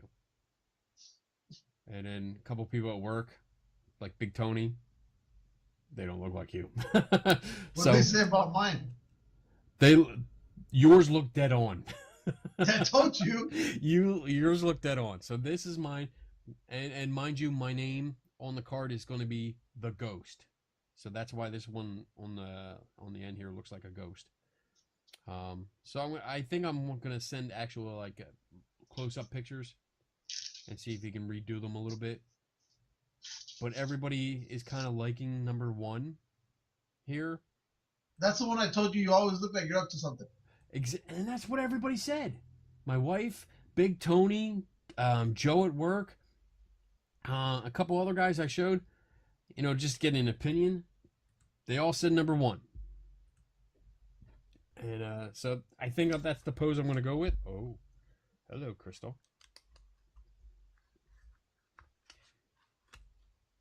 Stripper, yeah. So that's what it is. Oh, you get a soul price too. You get to decide how much you're worth, which is awesome. I like mine. I think there's 2 things I want to add to mine.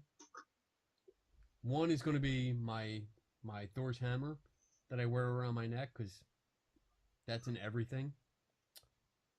And then maybe, if it's really important, I got tattoos, which really show that they're like a part of me. So when I see the bare arms on them pictures, I was like, I need tattoos. So, but that looks awesome. I'm happy, and he's really cool. Dax Christopher, our good buddy, said give us all the input that you have. If you want any changes, let us know. Don't be afraid to tell us. So really cool stuff. Really looking forward to it. That's nice. What else? Oh, hey, I like the Flash TV series, right? Yeah, I've been watching I posted Supergirl. that up there. Yeah, Flash and Supergirl are going to do a crossover, which is awesome because Supergirl is on CBS, I believe, and the Flash is on the WB.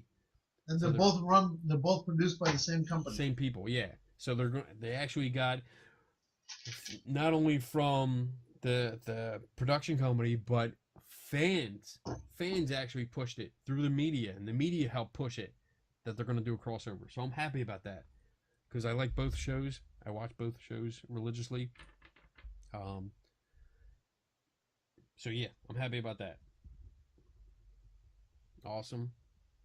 Dax Christopher, available on Amazon. Devil's Playground Game.com. What else? We talked about that. Ooh, Lego. I love Lego. I love Lego. I just picked up the Lego Avengers game. That's so cool. That is so big too. That's what she said. First time you heard that. With this damn thing. That's awesome. You gotta hang that up. Wait. Find a place. Don't no excuses. Find a place. Hang it up. I will. Hey, what? You're becoming a watercolor again. What? That's your fault. Not my fault. Yeah, it is. Lego is releasing its first minifigure in a wheelchair. And this is like a big deal. Because apparently, let's see.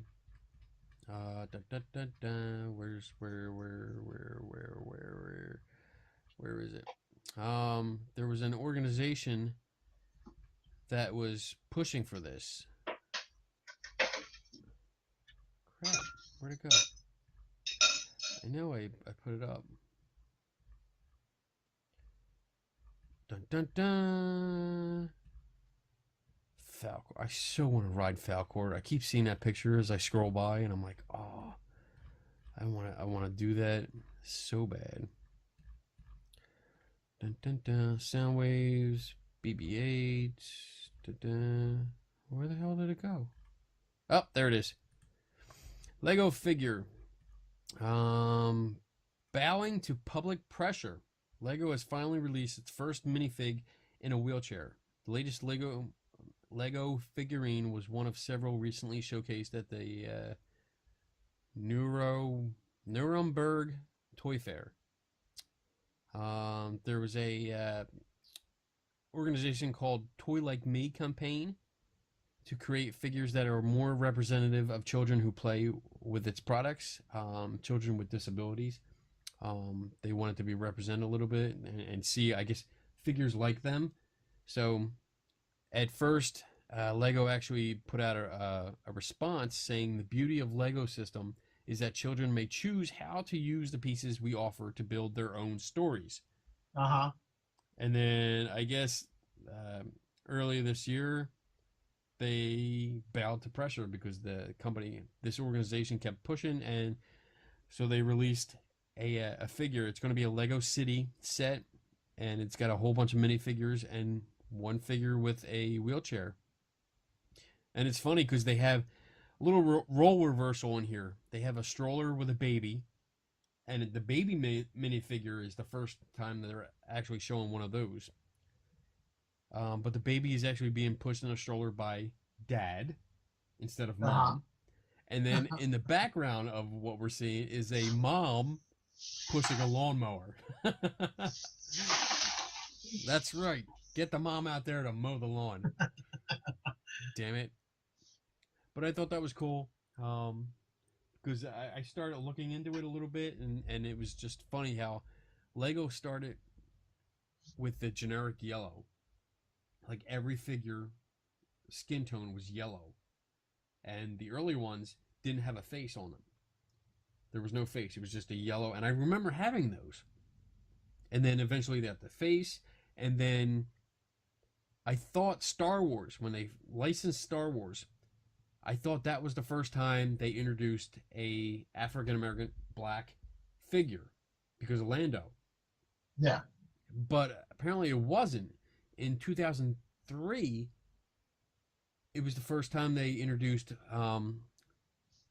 colored Lego. What? We have to restart. What's wrong? Your voice is all static. You sound like, Star Wars stormtroopers trying to talk to each other. All right, I'll call you right back. Bye. Better? Better. Okay. All right. Apparently, I'm in charge of quality control here. You have quality control. So anyway, what was I saying? Oh, NBA players. Lego put out like a set of NBA players. Yeah. That were mostly all black. So they had black figures, which was cool. They looked actually cool. The whole facial features was really cool and detailed. And then the next time they varied from the yellow figure was when they licensed Star Wars, and they put out Star Wars sets. And then the generic yellow kind of looks like it stays with the city sets and the regular sets, but they gradually move to a more skin tone. So you have better skin tones, because most of the figures that I have, they're all Star Wars. So it really depends on the character what the figures look like. But that was cool. I wanted to bring that up because it looks like it was like one of them things in history, a little trivia. Cool there. Speaking of Star Wars, there's going to be a special coming out February 21st. About what? It's going to be called The Wonderful World of Disney, Disneyland 60. It's the 60th anniversary. Oh, is this one supposed to be narrated by Harrison Ford? Harrison Ford is going to do the section that's going to be talking about Star Wars Land. Now, here's the funny thing before you go on. Go ahead. This goes back to an earlier conversation we were having about. That's all I got about that. So, yeah. Well, about the podcast, about what we post. And I thought that would have a lot more people on there. Yeah. Right? And my Coast Guard post that I put on there got more people looking at that, even though by I think 7 more people or so at that time than the Harrison Ford one. I was like, okay. Yeah, all right. No problem. It's all right. We cater to everybody. Yeah. Yeah. I mean, the beauty of it, just going back to that, we put out what we like. Yeah. And if you guys like it, awesome. If you don't, oh well. Wait till the next thing, because just wait a couple minutes. Something else will pop up. Yeah. We got rid of the double posting of the same stuff. Yeah, we're getting pretty good with actually looking before we post. No, I still do it every once in a while, but I know. Well, once I see it, I delete it right off the bat. Yeah, me too. So yeah, look for that special February 21st. I'm definitely going to be looking for that. Um, let's see. Oh, reminder for the Bigfoot weekend, camping Oh yeah, weekend, May 6th. May I put 6th it on our. to It's May on our 8th. Geeks. If you're interested, go see Eric Altman on And Facebook. us, And mostly us. us. Yeah, go to us. We keep sharing the link. If you're interested, if you're in the Pennsylvania area and you're going to be there that weekend, you're into Bigfoot, come on out. It's going to be fun. If anything, just go for it and go to hang out. Yeah, we're going to be there. There's going to be a cookout. There's going to be a couple lectures by some Bigfoot people. Honestly, I don't know who they are, but I think it'll be I'm a little interesting. couple, but It'll be I'm interesting going to for sit it. and talk. Yeah, And I want to hear listen. what they got to say. Yeah, yeah. I'm hoping to get a Bigfoot cast like you have. Yeah, I have two of them. I gotta break them up. I want to add them to my collection here. It would, it's cool. Even if you believe it or not, it's cool. Up, yeah. Yeah, and people always look at it, and it's always a conversation. Right. I mean, you can't see it. I mean, I get stuff like you look up on the top of the door right there. Yeah. That's like a parchment with dragon's blood. I got it at a Paracon. I like this kind of stuff. So a Bigfoot footprint cast would be cool. Yeah. And I'm jealous that you have two of them and I don't have any. Oh, hey, I got stopped by the TSA for that one. That's funny. I love it. That was a crazy. But yeah, that weekend is up. I wanted to say, well, this show will be up on Friday. Well, probably Thursday night. So tomorrow night. Yes. Thursday night, and then everybody else Friday. Yes. Saturday morning. When? February 6th, I will be at the Mount Moriah Cemetery at 9 a.m. Cutting weeds. What? Cutting weeds. Cutting weeds. Yep. Cutting down stuff, clearing out, rediscovering headstones that have probably been buried for probably about 20 years, perhaps longer. So if anybody's interested, come on out. Contact me through the site. I'll get you directions if you need it. But we'll be out there. It's all volunteer. Bring your own supplies. But it's fun. It's a good workout, and it's a couple hours. We clear it, and you really see progress, just because it's so overgrown. It's fun though. It's a good time. I usually have. I think so. I open the hatch in the car and blare the speakers because nobody's up in that area. Nobody bothers us. We can work, we can dance, we can have fun, and I'll be filming, taking pictures. Paul Michael Caine is coming down. That's going to be awesome. He's set. Now, the last time he had to cancel because he does a one-on-one photography session and somebody booked him. But he swears that nothing is keeping him from coming down this weekend. That's right. So, I'm holding you to it, Paul. Weekend? This weekend. Okay, because he said he's going to the Bigfoot weekend. Yes. But this weekend, he's coming down here to help me with the cemetery, and then we're going to go shoot together. I'd help you, but there's like that thing called 3,000 miles between us. Whatever. You always have an excuse.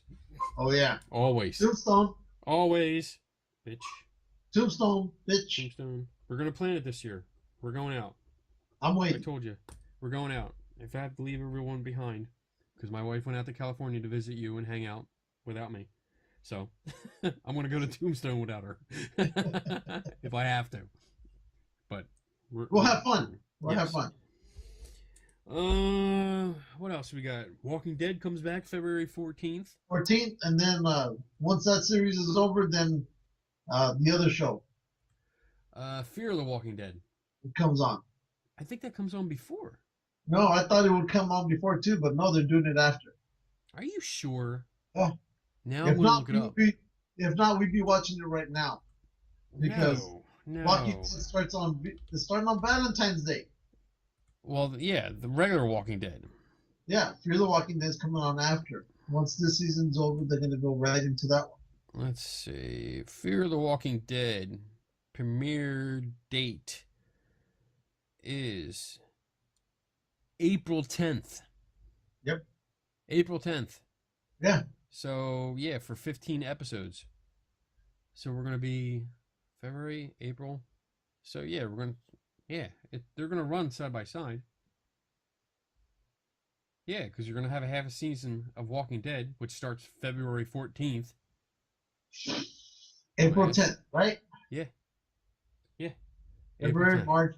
So so you only get maybe a week or probably two, Let's maybe if you're see. lucky, 3 weeks of walking. 14. 1, 2, 3, 4, 5, 6, 7. Oh, you're right. Never mind. Forget it. I am wrong. Okay? Yes. I'm admitting it. I'm wrong. You're right. We'll have the half season over by the time Fear the Walking Dead comes out. Shut up. I hate you. So, You suck. did I tell you what came in the mail? You did, but you didn't tell our viewers. Yeah, because again, busy schedule. Yeah. So it's already 2 weeks over. Is it 2 weeks? Yeah. Or maybe you sent me 3. pictures 2 weeks because you sent me pictures, and then Donna and Kat went out there to see you. Wow, that is freaking awesome. It's huge. It is big. Oh my god, it is big. You talk while I unload this Oh, fucker. wow. So yeah, you sent me pictures of this when you got Yeah, it. tell us how Donna saw it. And then, yeah, Donna and Kat, they went to Disneyland and went through, like, I guess they have a Marvel experience there, oh crap, I don't know, like a demonstration or like a exhibit. That's it. And they went through and she took pictures. She sent me pictures of Thanos behind glass, and it was that figure. And I'm looking at it going, I've seen this before. Oh wait, Lou sent me a picture of this on his work desk. Because that's where I get all this stuff delivered. I know. And then when they got home, she's sitting there and we're talking about her trip to Disneyland, and she's showing me the pictures on the camera, and then she comes across the Thanos again, and I was like, oh yeah, I already saw that. Lou sent it to me. She's like, what? It's not the same. I'm like, yep. Yeah, hold on. There it is. Look at that thing. And you even had the ruler next to it to show me how big it was. Because it was big. Damn. That looks cool. Wow. The freaking detail on that thing, man. Dude, this thing's covering up most of my desk. Wow. Look at that. Hello, Thanos. Wow. Dude, it's scary. It really is scary how much detail is in that thing. Wow. I like that. I like it. Feel free to ship it out to me if you want. I will take it. Oh. I mean, they put, this just the amount of work that they put into this thing. The hands, yeah, nice. Come on, show. See, you can read his palm. Wow. That's awesome, dude. I gotta send a picture of this to Paul. Yeah. Yeah. Because he collects them also. But, I mean, check this out. I haven't even unpacked this last part I'm about to unpack. Last part. Damn it. Oh, what else? While you're doing This that. right here, the damn seat that he sits on in the movie. Oh, shit. You got to put it together? Yeah. And I haven't even, I was like, no. You'll do it. Oh, eventually I'll do it. No, you do it now. Damn it. But Oh, I have to show you. Did I show you I did show you the alien driver's license. I showed you last week. Never mind. no, yeah. So The ones I sent you. Yeah. So yeah, this thing is, I mean, when I ordered it, I figured, okay, it's gonna be big. I didn't expect another person in a box. What is that, like 16 inches? Oh, what? About that? You had like I think it's around. 12-inch ruler next to it, and it kind of dwarfed it. Yeah, I think it's around 16. Okay. That's So awesome. I mean, the Batgirl guy is 24 or 32, I think it is. Let me see if I can find it. Oh man. But this thing is fucking awesome. You got to, you know what? You got to put up a picture of all your statues up. I'm going to. I'm getting a display case here in a couple of weeks, and I'm going to put them up there. Yeah. But I mean, when I was debating getting this one or Apocalypse, Yeah. I'm glad I went with this. Yeah, that's nice. Apocalypse looked cool, but I think what got me on this one was the deciding factor Yeah. was the chair. Yeah, Because that's cool. Because it lights up. Once you put it all together, it lights up. Nice. So I'm like, oh my god. I want to see that. You have to do that this week. And so, oh my gosh. Roman just saw it. And he's like, oh, where'd you get this? I'm like, you don't even know. Oh. I think that's about it for this week. I don't have anything else to talk about. Good. We're good. We're almost at the 2-hour mark. Yeah. So we're doing great. So, We had a full packed show. yeah. I'm excited. Look, check this out before we go. What do you got? No, it's still this is the box that came from Sideshow. But I knew this was trouble when I saw this. It got a handle. I was like, really? So, but yeah, I keep these, because I don't want to get the box damaged. Right. So I keep them, and off we go. But this thing's huge. I mean, there's another figure that I ordered. I canceled my Batgirl from the TV show. Oh yeah.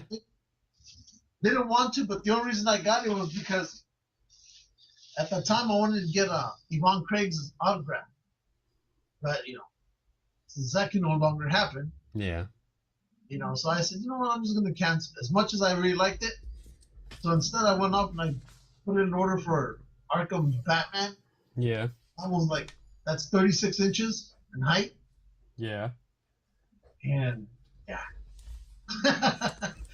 Nice. I'll be picking that one up in like another few months. So that should be the next one coming through. Cool. Oh. Don't forget. All Guess right. what movie comes out this month? What? Guess what movie comes out this month? What movie? Deadpool. Yeah, that's right. Deadpool. Doesn't it come out next Friday? Yep. Yeah. That's awesome, dude. We got next Friday the 12th, we have Deadpool. Yeah. Saturday the 13th is ZoloCon, which is a toy/Comic-Con up here. It's a new one that I'll be going to. And then Sunday the 14th is the Walking Dead premiere. Woohoo! That's going to be an awesome And then weekend. next month, it's Batman versus Superman. Hell yeah. That's the 25th, March 25th. Yep. There's a lot going on next month, too. March. You think I'm moving out? First weekend of March, there's an event at Fort Mifflin, like a history event. So I might go to that. Second weekend, there's Monster Mania, which is a horror con in Jersey, Cherry Hill, New Jersey.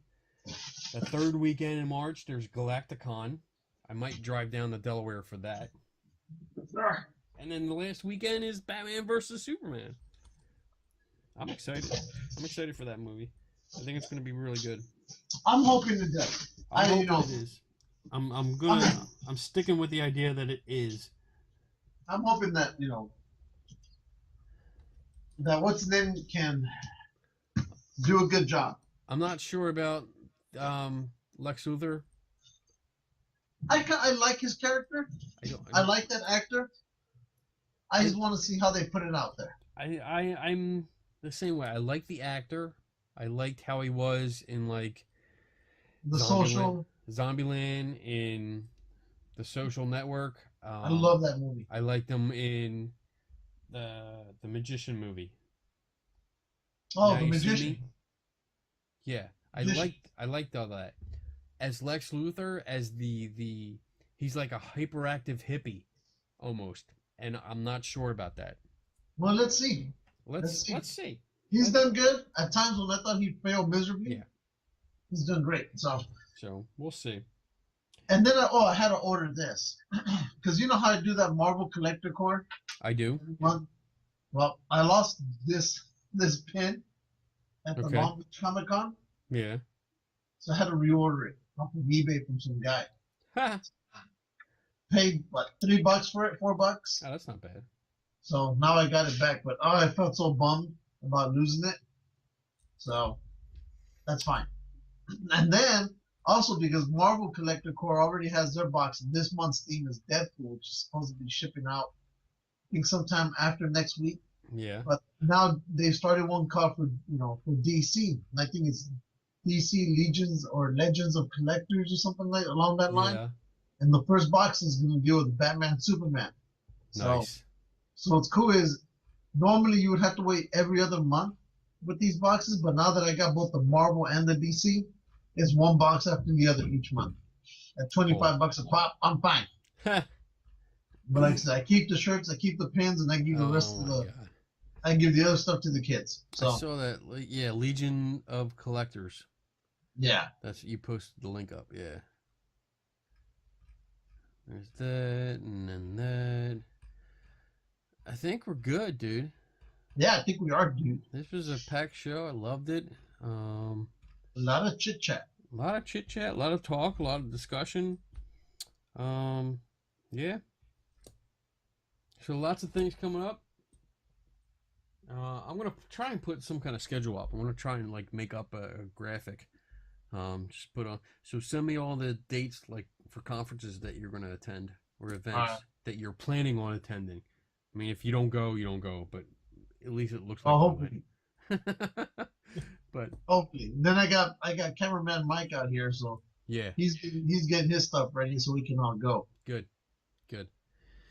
Because I'm excited about it. I didn't even talk about it. I went to the car show, Philadelphia car show, last night. Yes. And me, Donna, East Coast Cat, went down, had fun, looked at all the new cars coming out, jumped in. I have some video that I'll be putting up when I get to it. I have to go through and edit it. I still have to get through the video that you have on Dropbox for me. So I'll probably be doing that this weekend, going through those videos and getting them together. But it was cool. We played. I got a good video. Jeep had a big setup where you register, you get into a Jeep, and they drive you around this course inside a convention center, and it's got like all kinds of like different logs that you go up, and like literally the camera. I'm holding the camera like this, out in the back seat, and you see the view of the car going like this, shaking back and forth. Donna's in the front seat. You see her banging and going side to side. It was fun. So I got some video I'll put up, and I'll get your video done this weekend, and then we can start over again. Because we got lots of stuff that I'm trying to get into this year. On like no budget, so we'll see how that goes. Well, we've never had a budget, so We never had a budget, so I'm trying to. But I've noticed that as we've gone along, Yeah. we've gone from the garage, or I have from the garage to moving things around to now we got all this going on in the background. I got a big 32 or 36-inch monitor here and Right. another monitor over there. And We've come a long way. You've grown. My end, I got our nice big banner that we put up at conferences. We got the signs that we put up, the lawn signs that Chuck Sanders stole one conference, but then gave back. I still love the video he put out. That was awesome. The terrorist video.